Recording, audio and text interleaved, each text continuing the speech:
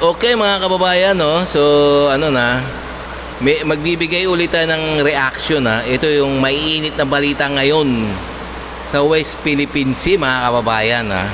Alam nyo naman ang West Philippine Sea ha, talagang atat na kunin na mga incheck ang ating mga teritoryo dyan sa West Philippine Sea. What? Kakapal talaga ng mukha, no? Itong mga incheck na to, no?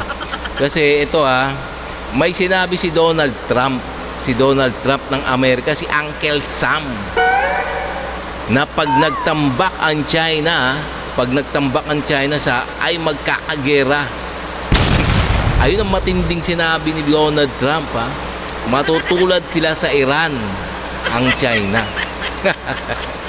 Matindi to mga kababayan, no?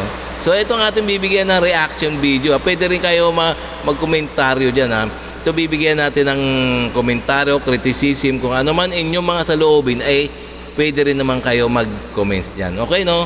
So, kung bago ka pa lang sa aking channel, please guys, mga kababayan, please like and subscribe na lang muna sa ating YouTube channel, bago tayo mag-umpisa. And also, please paka-subscribe din kay Melbs Castle, So, sa kanyang video to na ating bibigyan ng reaction. So, okay, no? Umpisa na natin. Sobrang nakakatakot pala talaga ang Ohio-class nuclear submarine.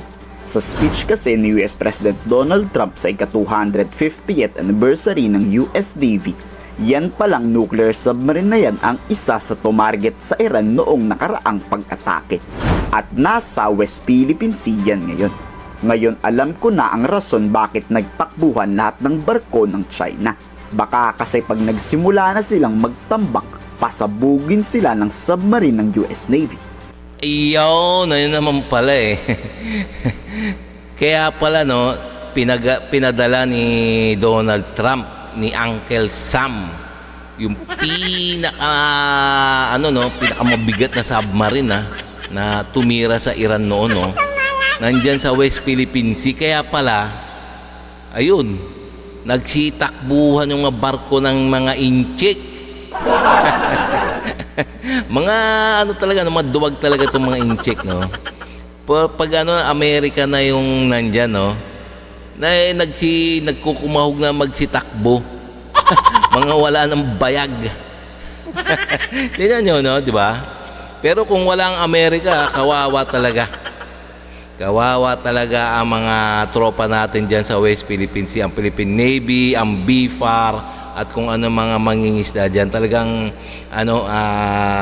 pinupuntirya talaga ng mga incheck na to ang ating mga katropa dyan pag wala ang mga US, presensya ng US, no. Nagbabala rin si Trump na kung magbabalak ulit ang Iran ng masama sa US, bobombayin ulit ng Amerika ang Iran. Isa nga lang ang mapapayo ni Trump sa mga kalabang bansa: do not mess with us. Iyon. Dito talagang nakakatakot ang Amerika kalabanin sa gera. A few months ago, the Ohio-class guided missile submarine played an indispensable part in one of the most spectacular military feats the world has ever seen, the obliteration of Iran's nuclear sites in Operation Midnight Hammer. How did that work out? Pretty good, right? Iyon.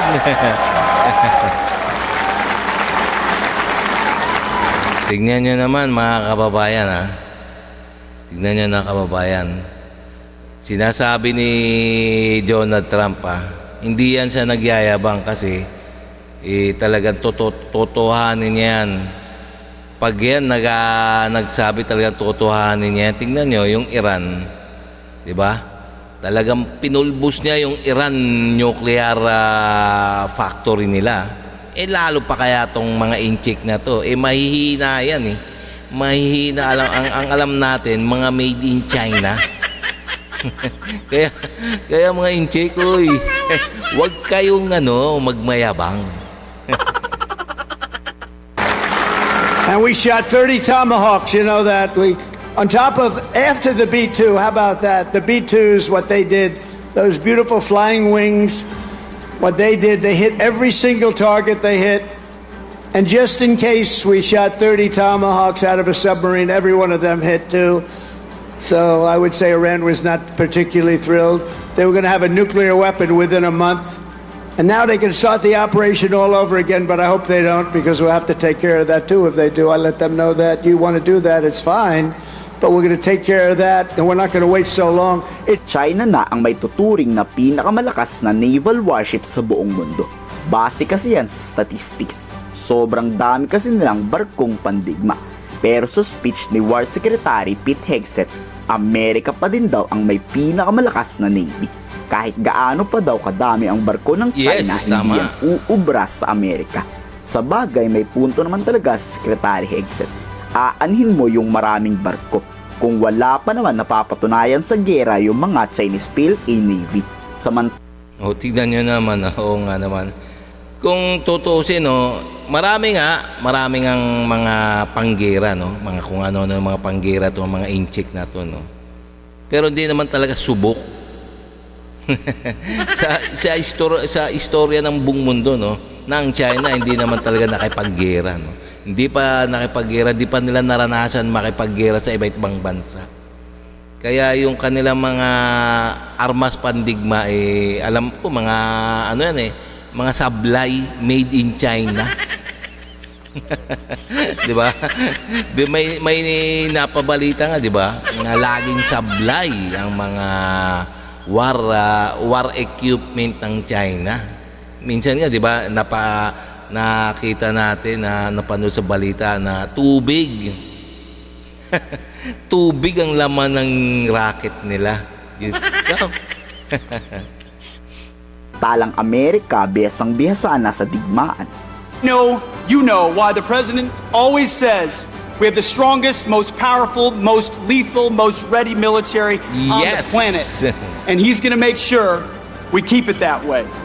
This is the perfect way to mark 250 years of the United States Navy. You know, President Trump has made our mission clear. America first and peace through strength with common sense at every turn. At the War Department, it is the War Department, we're committed to that core mission of peace through strength. And for the Navy, that means more sailors, more subs, more ships, and more munitions for all of them. The Navy and the Marine Corps embody the resilience of our country. Nobody in the world does it better than the Yes, United tama. States Navy. Always remember this. Fact. Kayo, anong masasabi nyo sa pagdiriwang ng Amerika ng ika-250th anniversary ng Navy? Komento sa baba ang inyong salobin. Okay mga guys, nakita naman natin, no, na talagang matindi talaga itong ating kaalyado na Amerika, no. Talagang hindi nila iiwanan ang Pilipinas pagdating sa gera. Tsaka isa pa, no, talaga naman hambog to, no. Talaga nang hambog tong mga inchik na to, no. Ang yayabang, no. Pero pagdating kay Uncle Sam, tumatakbo naman, urong ang bayag. Ay nako, ba't naman kayo ganyan mga inchik? Maawa naman kayo sa sarili nyo. Okay, no, so hanggang dito na lang tayo mga guys, no. Ngayon, kung nagustuhan nyo yung mga ganito mga reaction video, please like and subscribe na lang muna sa ating YouTube channel bago tayo magtapos. Nang sa ganun ay ma-update pa kayo sa mga video na akin pang i-upload. Okay, no, maraming salamat.